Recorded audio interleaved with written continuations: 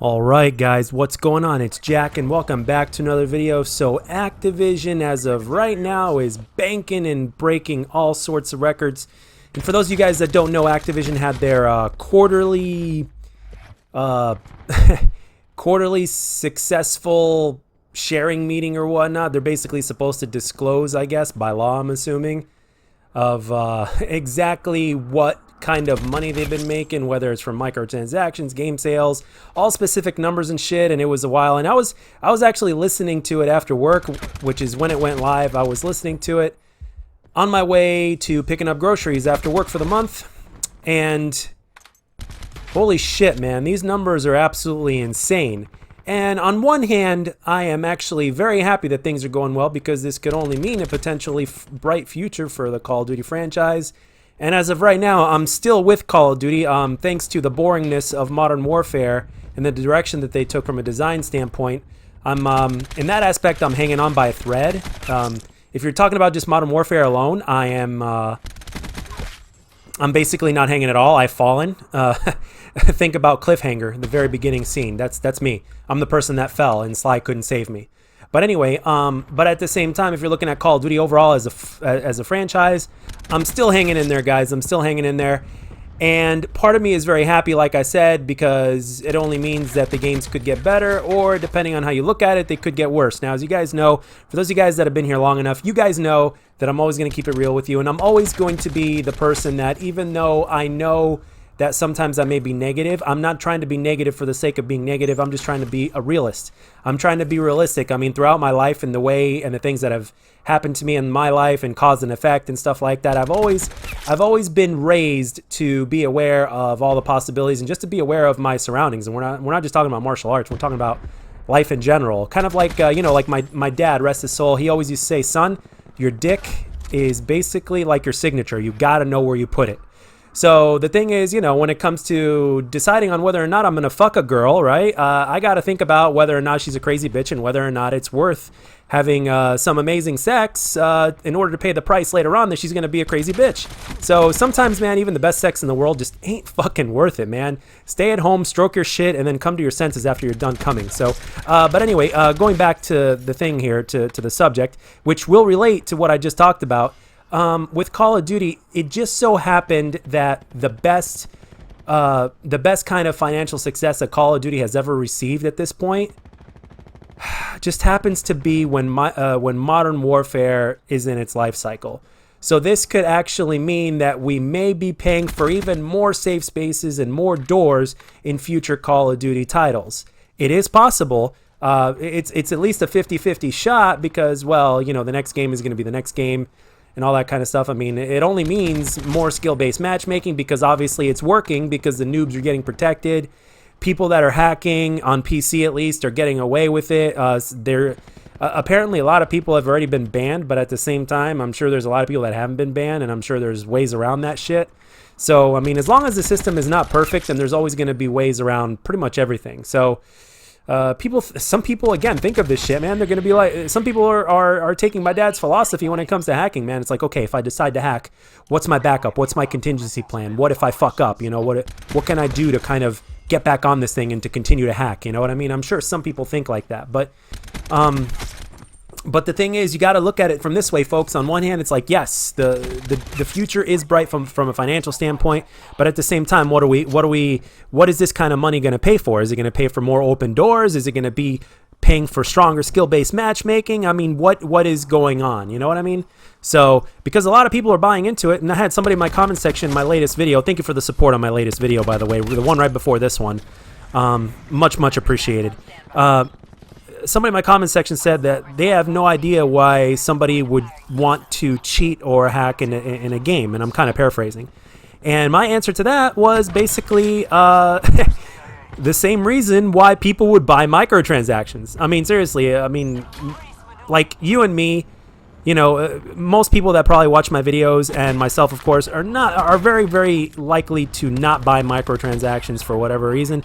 But we're in the minority. It just proves that we're in the minority. How many kids out there are using their mommies and daddies' credit cards and spending $20, $40, $60 unfucking microtransactions like that stupid watch that basically kept counting your death counts, which is something that we used to get for free. It was in all you had to do is press the back button or the select button or whatever the fuck you want to call it, and there you go. It would be right there. So the thing is, I mean, any simple tricks, man, to make a buck, man. Seriously, like I told you guys, these guys, and like Thunder himself said, and I'm gonna quote him: these guys at Activision can sell a cup of water to a drowning man. It's absolutely fucking true, man. So, the thing is, they will find ways to make their money. And the thing is, on one hand, that kind of gives me a little bit of relief, because whatever Call of Duty, the next Call of Duty is, whether it plays like Modern Warfare or not, they will find other ways. They have a genius team that will find other ways to make money. So therefore, if it is a aggressive game, right? If it's a game that's actually supposed to play like Call of Duty plays, which is something that I'm hoping, and I'm sure a lot of you that watch my shit are with me on this one. If it plays well, Activision is going to think up some other shit and some other cheap ass ways to make money. Because remember, most of the people that buy the microtransactions are either smart rich people that don't know what the fuck to do with their money and just throw that shit away on microtransactions, or they're little kids, or majority of them are probably little kids, you know, that spend their time buying some of this shit because for whatever reason they just like to buy this shit.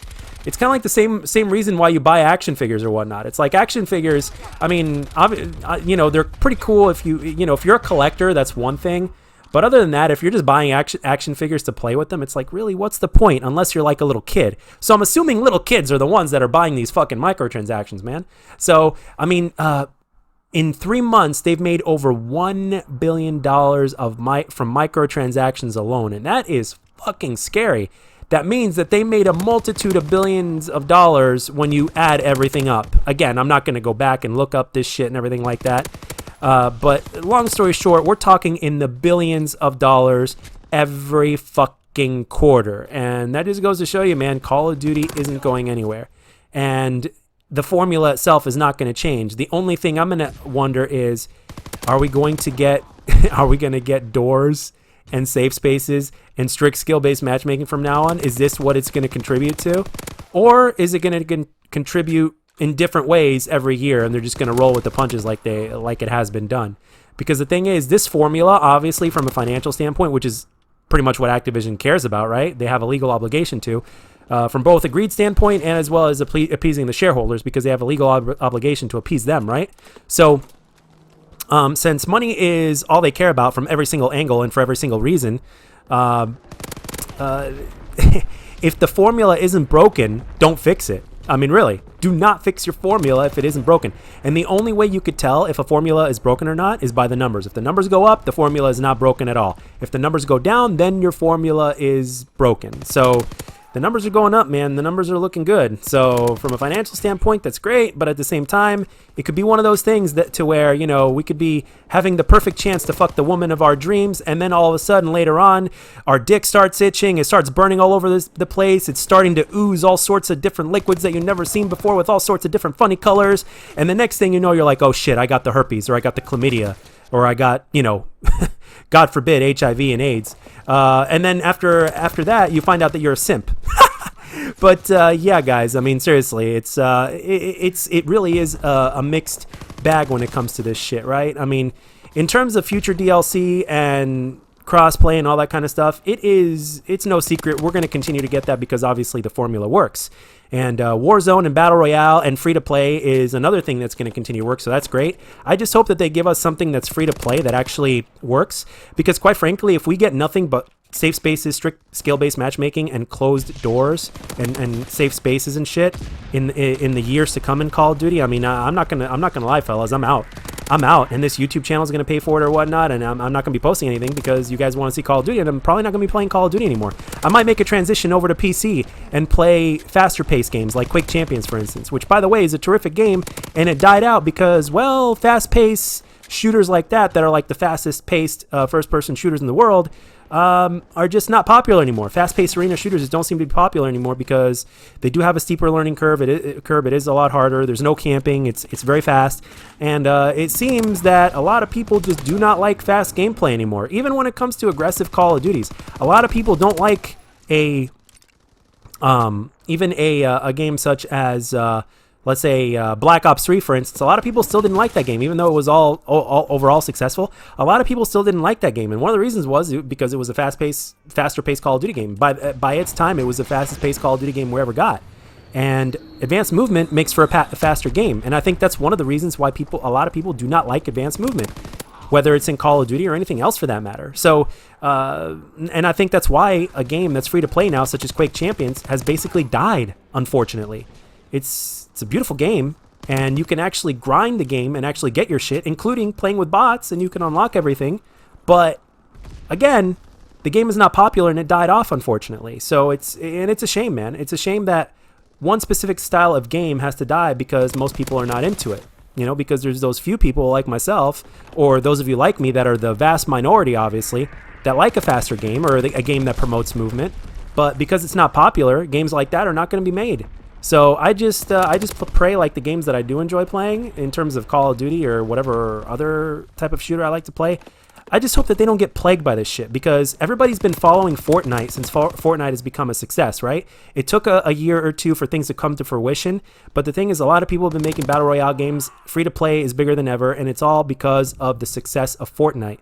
So if people end up copying Fortnite, and then they copy the next successful thing, which ends up being which is Call of Duty right now, in terms of its numbers and shit, well, people are going to follow where the money is. And unfortunately, for faster paced games, it just doesn't seem that the money is there anymore. And it's a damn shame, man. It's a damn shame. But that's the way it is, man. The needs of the majority are always going to outweigh the needs of the very few. And I feel that people that like faster paced games like myself, we very well be in the few. So let me know down in the comment section what you guys think of this and what your feelings are.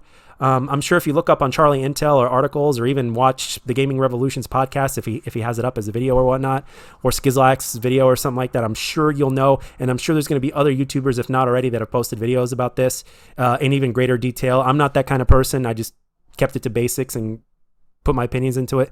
But let me know down in the comment section. Are you guys optimistic about the future of Call of Duty because of this, or is it the other way around? Or are you guys going to be in the center like me, in the 50-50, to which you can go either way? Let me know down in the comment section. And as always, guys, if you enjoyed this video, let me know. And if you didn't, let me know what I can do to make my videos better.